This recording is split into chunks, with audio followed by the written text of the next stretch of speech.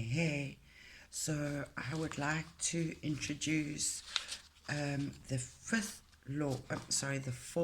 law from our 7 spiritual laws of success for living, and that is the law of least effort. And having said that, so when I started this, it was a major learning curve, and I was learning to climb the mountain.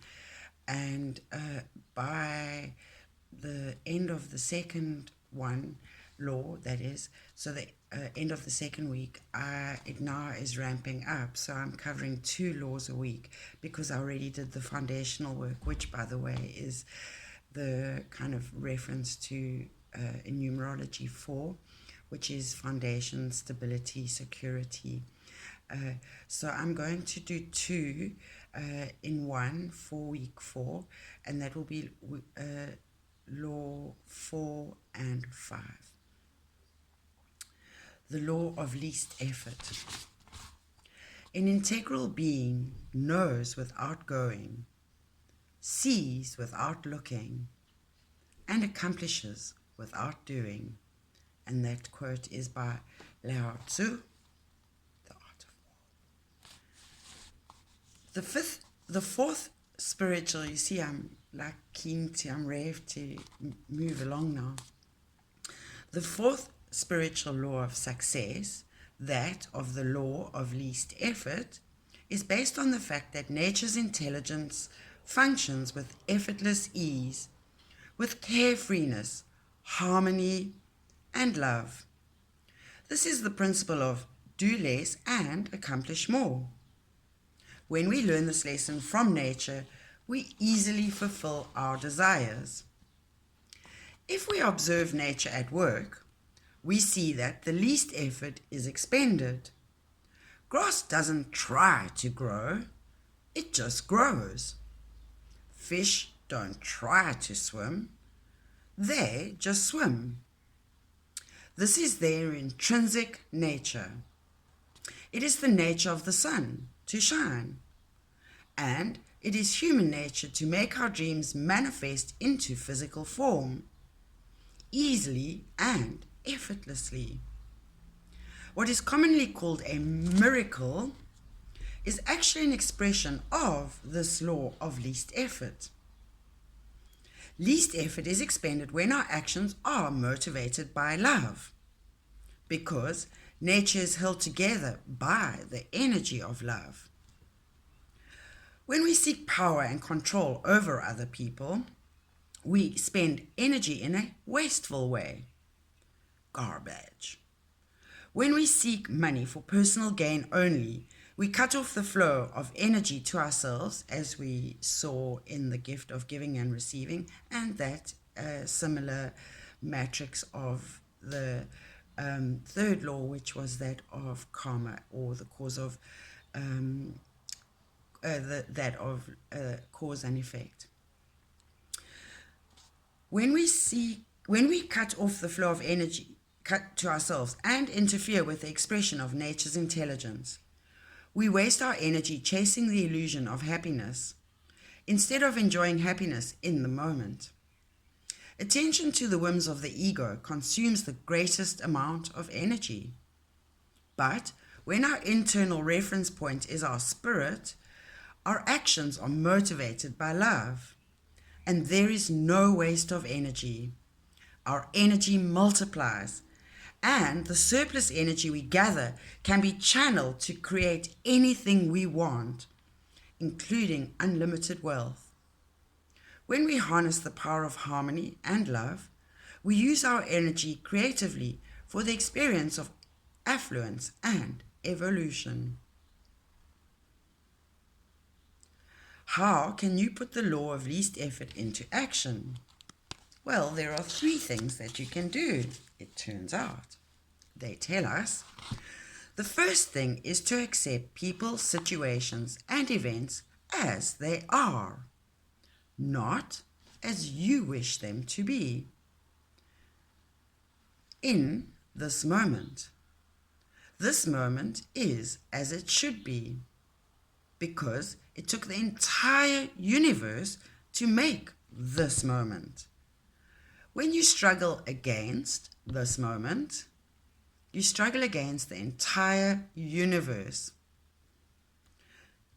You can intend for things to be different in the future, but in this moment, accept things as they are. The second thing is to take responsibility for your situation and all the events you see as problems.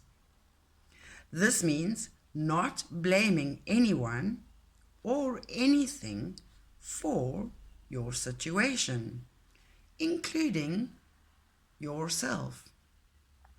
Responsibility means the ability to have a creative response to the situation as it is now. And I think Corona taught us very much about that. How to tap into our creative abilities in response to a crisis in order to stay afloat. And you would have learned that you are a seed of pure potentiality because of that. All problems contain the seed of opportunity. And this awareness allows you to take the moment and transform it into a better situation. Very stoic philosophy. You always look for the gift in adversity. If you do this, every upsetting situation becomes an opportunity for the creation of something new and beautiful. Every tormentor or tyrant becomes your teacher. The relationships you have attracted in your life are precisely the ones you need at this moment. There is a hidden meaning behind all events that is serving your own evolution. And if you choose to interpret reality in this way, then you will have many teachers and many opportunities to evolve. And by the way, the word love is found in the word evolve. When you play around with the letters, just flip it, mirror it. So it's almost like you can use what's going on around you and the people around you and the situations and scenarios as a mirror to love yourself more. A third way to put the law of least effort into action is to practice defensivelessness. This means relinquishing the need to convince others of your point of view. By doing this, you gain access to enormous amounts of energy that have previously been wasted. When you have no point to defend, you stop fighting and resisting. It's a bit like stop fighting the flow. So if you get caught up in a rip current, don't fight it. You must actually just go with it. Conserve your energy, because it will actually, like a fountain, spew out onto the side, and then you could perhaps use the waves to use what energy you have left to get back to shore. Just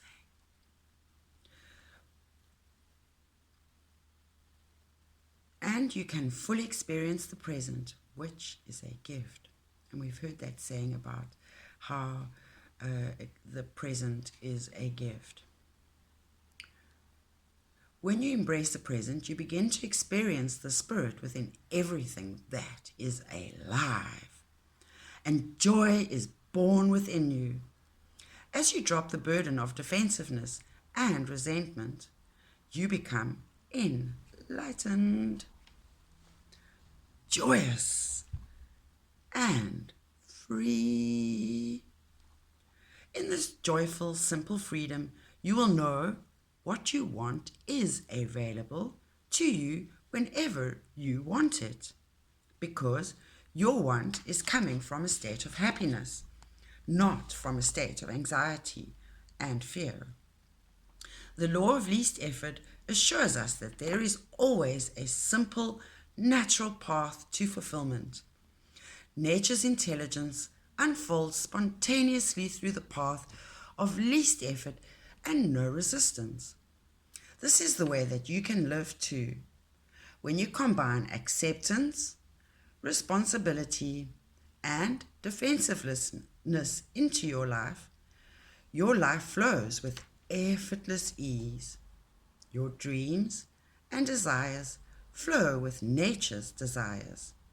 Then you can release your intentions without attachment, and when the season is right, your desires will bloom and blossom into reality. So to experience this law of least effort, number 1, accept people, circumstances, and events as they are in this moment. When confronted with any challenge, remind yourself this moment is as it should be, because the entire universe is as it should be. Number 2, take responsibility for your situation without blaming anything or anyone, including yourself. Every problem is an opportunity to take this moment and transform it into a greater benefit for you and everyone around you. Relinquish the need to defend your point of view. In defensivelessness, you remain open to all points of view, not rigidly attached to one of them. So that's where law number 4 ends for the reading. However, I'm going to add in a quick lesson. It's something that I've done with people before, and I've always done it quite incompletely, so I'm going to try for once to do it as a complete exercise. Excuse me. So, in order to get beyond the ego, which is the first layer, there are 3 layers, always 3 layers, or 3 when it comes to Nikki B. And so level 1 is the ego. So that is when you are having an interaction with someone or something, and having an experience, and you feel anxiety. It's usually like here, your blood pressure might start to feel like it's going up, your heartbeat might race, you feel a constriction. It's that fight or flight response. And that is your ego level. And that is a very survival, defensive, aggressive, fear-based state of being. So your immediate reaction perhaps might be to react at that level. It's not the most effective, positive, it's not the layer to respond from. So really what you need to do is to ascend up to the next level, which is the mental. And that would be, so the first level is very right brain. It's the stories, it's like filling in, it's the coloring in. It's you trying to make the story work for you. Then the next level is the mental. And that's where you become more left brain. So that's where you start to look at facts, figures, the actual details, no emotion. The first level was very emotional and you made me feel like this. Yes, so no ownership. Whereas level 2 is very factual, and it's looking at a map and saying, okay, well, if we take out all the extra trees and stuff, we can actually just focus on the road and the signs. So that's what level 2 is. That's where you start to disseminate the fact from the fiction. And then what we need to do to take it to a conscious awareness spiritual level, which is the 3rd level of the pyramid, is to actually rise above all of that and realize that you are just exactly what they've been saying in this law. You're just having an experience, and nothing is happening to you. Everything is happening for you. And how can you use this experience or this interaction for your highest good and transcend, and through that for everyone's highest good? So those are the 3 levels you need to work through. And the more you practice it, the more it's a muscle that becomes stronger, and you are able to do it much more presently in the moment, here and now. So just bear that in mind. So next time you feel attacked or the need to be defensive or prove yourself, step back out of that and look at the situation as an observer, and then if you're able to, one more step back and look at it from an eagle eye point of view, the macro view, at what's going on and what could be driving that other person's behavior or reaction or response. And that means that you become response able, so you take responsibility for yourself. So that is today the fourth law. Thank you.